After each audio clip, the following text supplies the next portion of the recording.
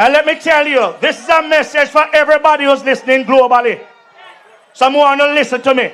Because I have the authority to speak about the PNP because I was once a member of that party. So anything me say, so we go. And I have not gone into one of those states and have a conversation with any member of the diaspora who did not say that this government must continue under Andrew Holness because the greatest government that Jamaica has seen. And let me tell you, this is a message for everybody who's listening globally. Someone will listen to me. Because I have the authority to speak about the PNP because I was once a member of that party. So anything me say, so we go.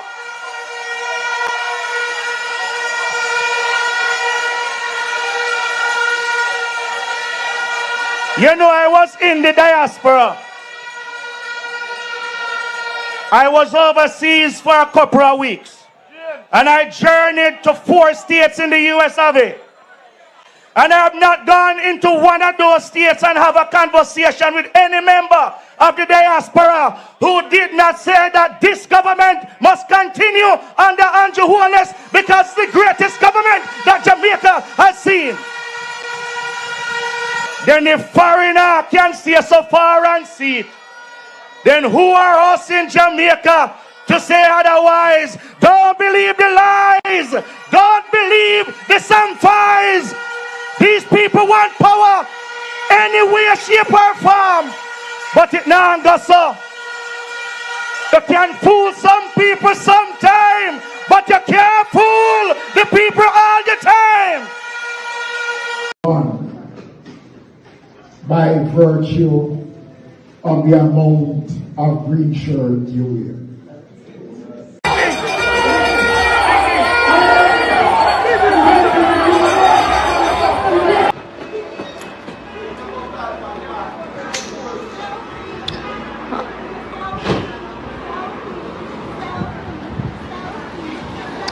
Today I went into Horton Pharmacy with my hat, right? All I had on is my hat.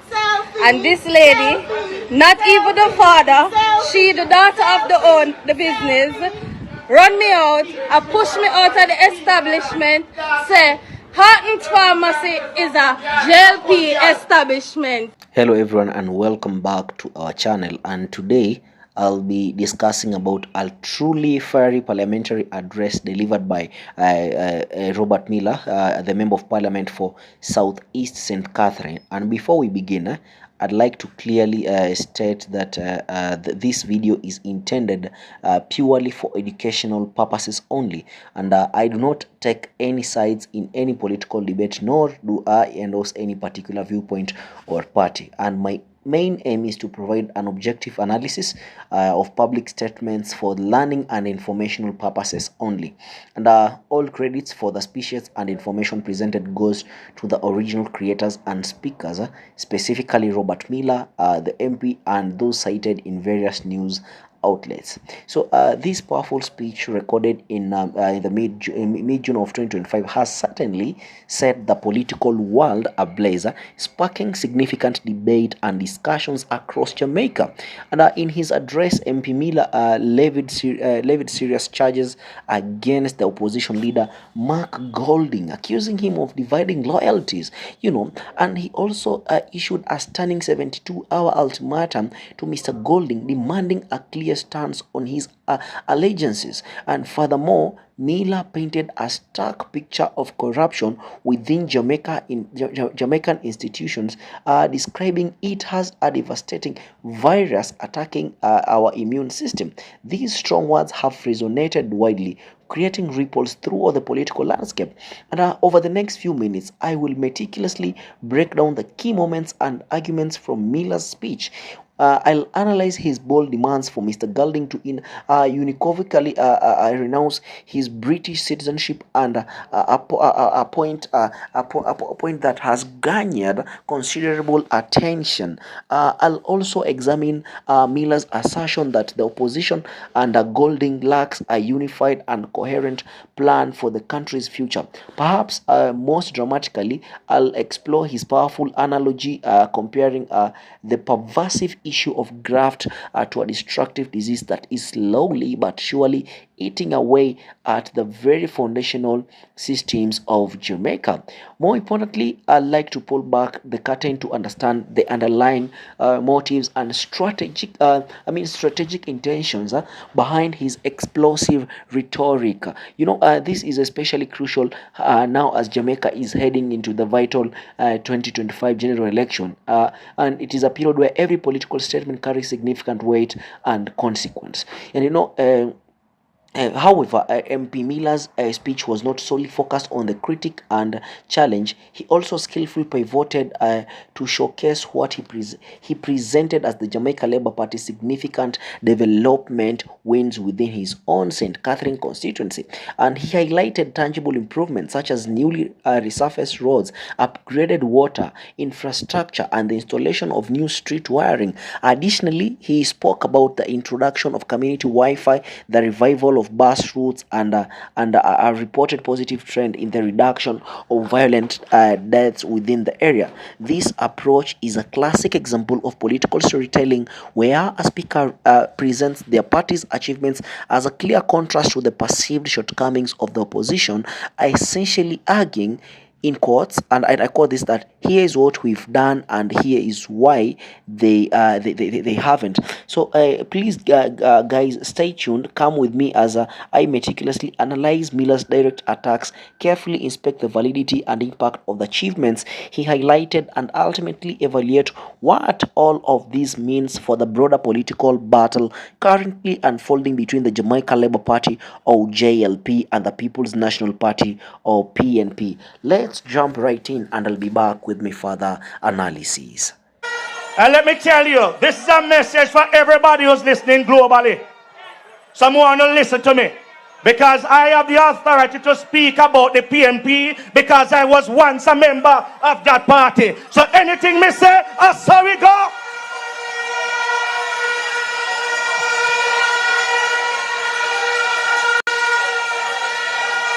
You know, I was in the diaspora. I was overseas for a couple of weeks. And I journeyed to 4 states in the US of A. And I have not gone into one of those states and have a conversation with any member of the diaspora who did not say that this government must continue under Andrew Holness, because it's the greatest government that Jamaica has seen. Then if foreigner can stay so far and see it, then who are us in Jamaica to say otherwise? Don't believe the lies. Don't believe the samphires. These people want power any way, shape, or form. But it now go so. You can fool some people sometime, but you can't fool the people all the time. If you continue like that, you won't get the message, you know. The time going done, you know, hear me. So we have to tone down the vuvuzela them. Our party leader and prime minister has been an outstanding and excellent prime minister, and we have been a good government.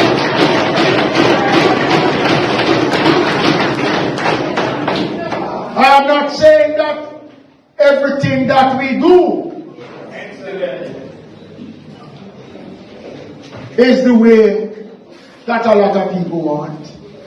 And there is no perfect government in the world. Even where there is a totalitarian government, which means that anything the government say you have to do, even in those countries they make mistakes. But nobody, with all honesty and with a true tongue, can get up and deny and question the competence, the ability of Andrew Holness and the performance of a Jamaica Labour Party government.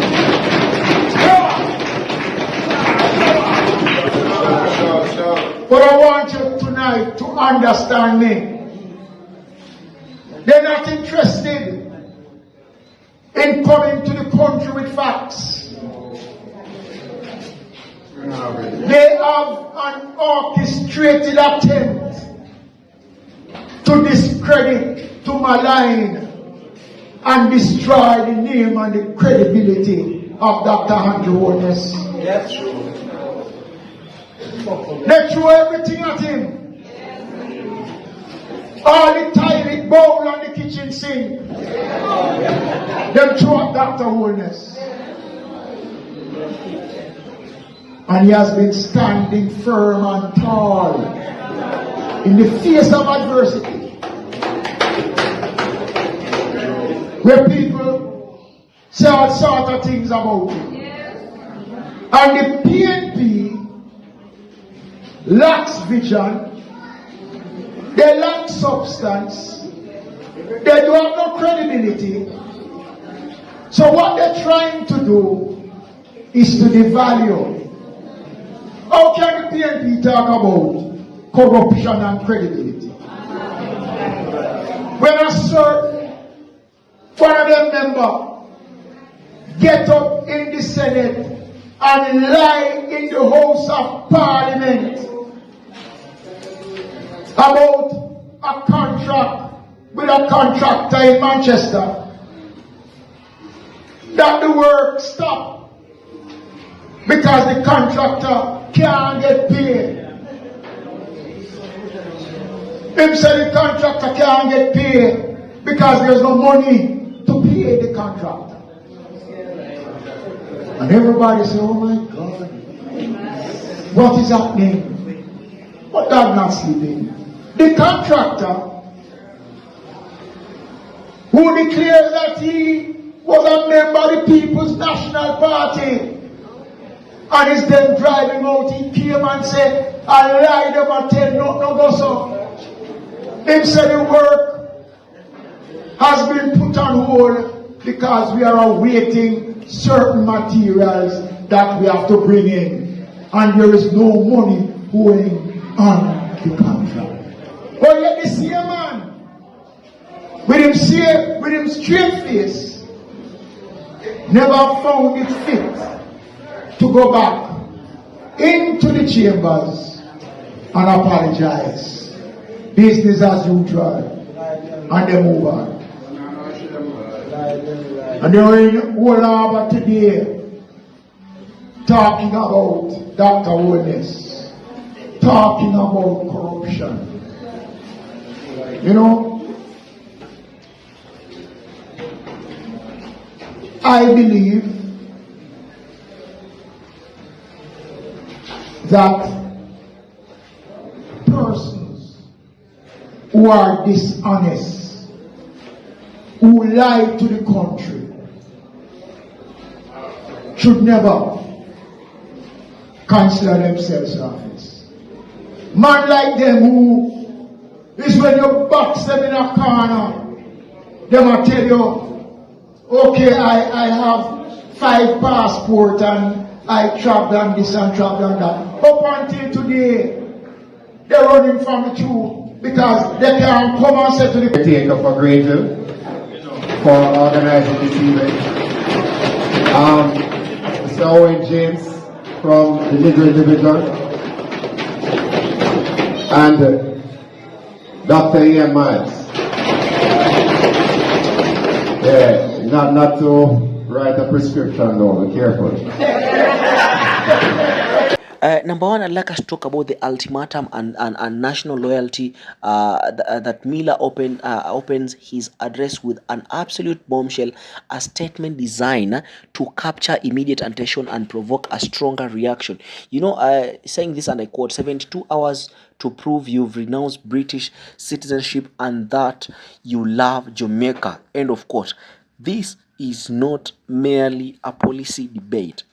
It is a direct and forceful challenge to Mark Golding, the leader of the opposition, extending beyond typical political discourse and squarely into the realm of personal allegiance and national loyalty. And the intense focus on dual citizenship is not entirely a new phenomenon in Jamaican politics.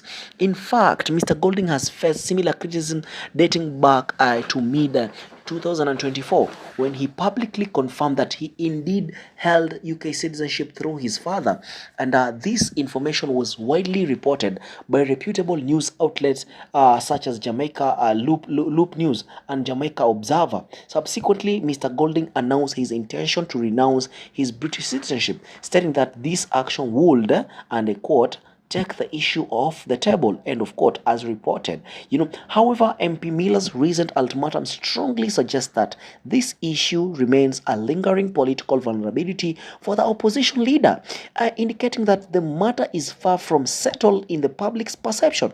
And when we move to point number 2, the corruption analogy, and following his direct challenge to Golding, Miller skillfully transitions to another powerful and chilling rhetorical device, a vivid metaphor. He declared that corruption in Jamaica is akin to, and I quote, HIV virus attacking our immune system, end of quote. This is not just a casual comparison. It is a profound statement designed to evoke a sense of deep crisis and vulnerability. He elaborated on this by asserting that this, and I quote, virus is systematically destroying key institutions such as the judiciary, hijacking crucial procurement processes, weakening fundamental constitutional safeguards, and actively dismantling vital watchdog organizations like the Financial Investigations Division, or FID.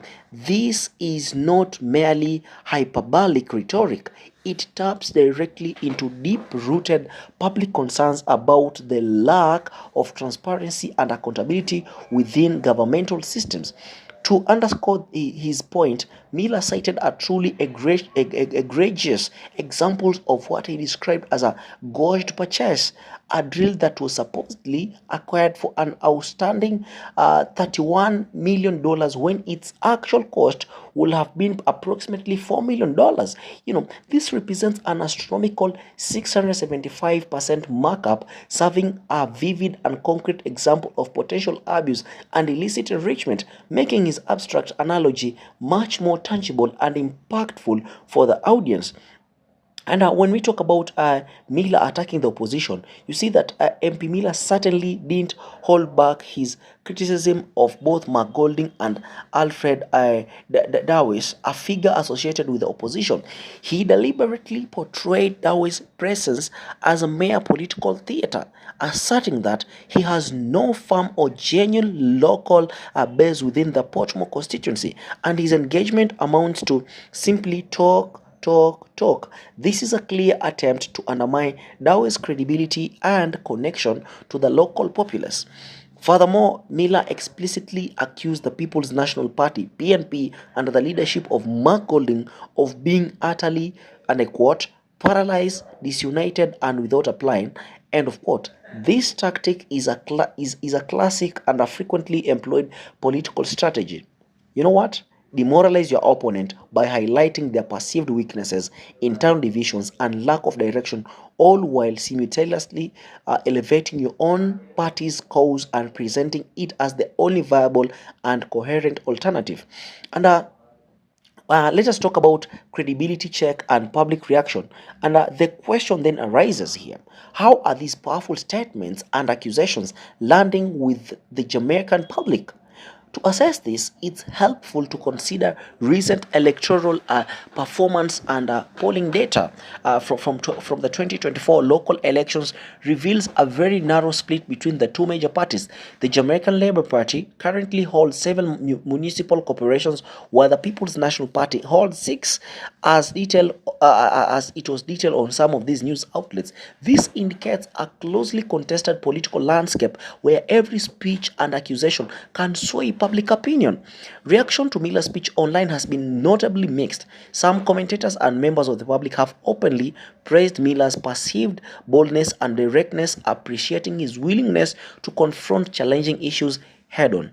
However, others, particularly those engaging in discussions on platforms like Reddit, have argued that dual citizenship drama, while attention-grabbing, serves as a significant distraction from what they consider to be more pressing and real issues facing the country. These include the persistent challenges such as rising crime rates, the escalating cost of living, and the critical state of healthcare, areas where Mark Golding has previously advocated for reforms, including primary care improvements and so much more. And when we come back to the tactical context ahead of the election, we need to connect these various threads and understand the broader tactical context within the 2025 general election that is looming large on the horizon. The Jamaican Labour Party is clearly doubling down on its strategic efforts. This involves issuing direct ultimatums as seen with a challenge to Golding and deliberately painting the People's National Party as both corrupt and unserious, thereby aiming to erode public trust in the opposition. Concurrently, the GLP is actively rolling out and emphasizing its constituency development wins, particularly in areas like Southeast St. Catherine, to showcase tangible progress under their governance. For his part, Robert Miller is meticulously detailing a series of infrastructure updates within his constituency. These include the resurfacing of asphalt roads, significant drainage improvements, enhancement to the water supply, the expansion of electrification, the provision of community Wi-Fi services, and the introduction of improved bus services. And he is strategically framing these accomplishments as unprecedented progress for the region, implying that such development has never been seen before and is a direct result of the GLP's efforts and his own representation. And I'd like us to talk about the development highlights versus political showmanship. And you see, MP Miller's delivery in the in the latter part of his speech strategically shifts from aggressive attack to a more inspirational tone, focusing what he presents as concrete achievements. He catalogued a series of completed projects within his constituency. This included the resurfacing of essential business complexes in areas like Bridgepart and Waterford. That the laying the laying the laying of asphalt roads in neighborhoods such as Palmer Gardens, Penway, and Markel Way, and crucial some clearing operations to improve drainage. And he goes ahead and highlighting the implementation of promotional strategies, specifically mentioning programs like Reach and Sparks, which aim to foster community development and engagement. Furthermore, Miller proudly announced the introduction of new bus routes, specifically the JUTC 7 and 7A extending to Waterhouse, which significantly enhances public transportation access for residents. And perhaps most notably, he attributed a commendable decline in violent incidents to these efforts, stating, and I quote, 9 deaths oversight last year, 0 this year. This dramatic reduction, if accurate, will represent a significant improvement in public safety. And to add further context and emphasize the scale of these achievements, it's important to note a significant legislative development. And there is the Portmore that it officially attained the status of Jamaica's 15th parish in February this year. This is a substantial legislative victory for the region, and Miller skillfully leverages this fact to trumpet what he described as a quote, divine intervention, relegating Portmore to parish status.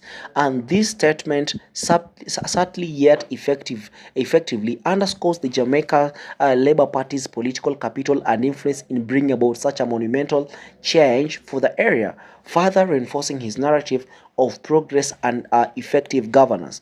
And when we talk about public safety and grassroots impact, Miller's emphasis on the reported absence of death in early 2025, contrasting it with prior violence, is a highly effective rhetorical strategy. This specific claim directly strengthens his promise of public safety, a concern that resonates profoundly with communities desperately seeking stability and peace.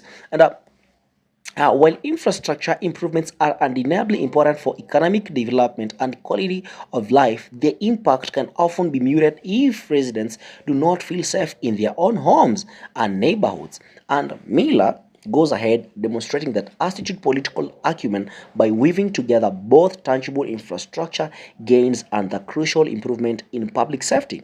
This integrated approach suggests a holistic understanding of community needs, thereby amplifying their perceived positive impact of his party's efforts at the grassroots level. It's a powerful message designed to connect directly with the lived experiences and primary concerns of his constituents. And when we talk about Dawes and Golding and their credibility being put on test by Miller, it's like shifting back we shifting back to his critique of the opposition. He continues to belittle Mark Golding, painting a picture of an absent and unresponsive leader. He accused Golding of making no public appearances at crucial national events, suggesting a lack of engagement and commitment to the broader Jamaican populace. More pointedly, Miller claimed that Golding has offered no concrete answers regarding what he will do differently if in power, implying a lack of vision and a coherent plan. He further escalated his rhetoric by accusing the opposition of relying solely on, and I quote, lies and bad mind, end of quote. This is a classic political tactic of repetition designed to chip away at the opponent's credibility and demoralize their supporters. The core message Miller seeks to convey is abundantly clear that the Jamaica Labour Party represents tangible action and real progress, while the People's National Party (PNP) offers nothing but empty rhetoric and malicious intent. This stark contrast is intended to simplify the choice for voters as they approach the upcoming election. And when you talk about institutional integrity and call to action, like what are people supposed to do? Now the chilling virus metaphor makes a powerful return, reiterating Miller's deep concerns about the state of institutional integrity in Jamaica. He again warned that the judiciary is under attack, its impartiality compromised. He highlighted that the constitution is being weakened through what he described as, and I quote, unconstitutional states of emergency, end of quote, implying executive overreach. And furthermore, he explicitly stated that procurement processes have gone awry, leading to widespread abuse, and that the Financial Investigations Division, or FID, a critical watchdog, has been undermined. And in a dramatic escalation, Miller transitioned from merely describing the problem to issuing a direct call to action to the public. He demanded resistance, urging citizens to engage in protest or activism to stop this, and I quote, epidemic, end of quote, of corruption, of course. So this is a heavy rhetorical maneuver, and which is mainly designed to stir public fear, provoke a sense of urgency, and ultimately prompt political action from the populace. It seeks to transform a passive concern into active engagement and opposition to the perceived decay of institutions. And what are we trying to say, or what is he trying to do when we talk about effectiveness and election strategy? This is an entire address, serves as a masterclass in any smart political campaigning, strategically constructed to maximize its impact. And the core elements are clearly identifiable. There is a designated villain, which Miller identifies as corruption and the opposition. There is a clear hero, which is implicitly the Jamaican Labour Party, and there is a tangible proof of the effectiveness presented through the catalogue of projects, improvements in safety, and promises of reform. And the ultimate question, however, is how convincing this narrative truly is to the average Jamaican citizen. That effectiveness will largely depend on the ground level reality experienced by the constituents. And if residents of Portmore can genuinely affirm the completion and positive impact of the projects Miller highlighted, and if they feel a tangible improvement in their safety, then the JLP stands to gain significant political capital. However, if such infrastructure improvements feel distant or are not well experienced across the constituency, or if the claims of reduced violence not align align with the public's perception of safety elsewhere, then Miller's message may feel hollow And in such a scenario, the People's National Party could effectively land a counterpunch, leveraging any disconnect between the political rhetoric and the lived experiences of the electorate. So, guys, I don't know what you think. I don't know what you think about this whole saga of Mr. Robert Miller, powerful parliamentary address aimed at attacking the opposition leader Mark Golding and his disloyal to Jamaica. But tell me what you think in the comments, guys. Feel free to tell me what you think, and I'll be more than glad to reply to all your comments, and kindly keep your comments respectful, and don't forget to like this video, hit this the subscribe button, and turn on post notifications for more political deep dives like this. It has been your presenter for today, Sam, and this is the Diaspora Review. Peace out.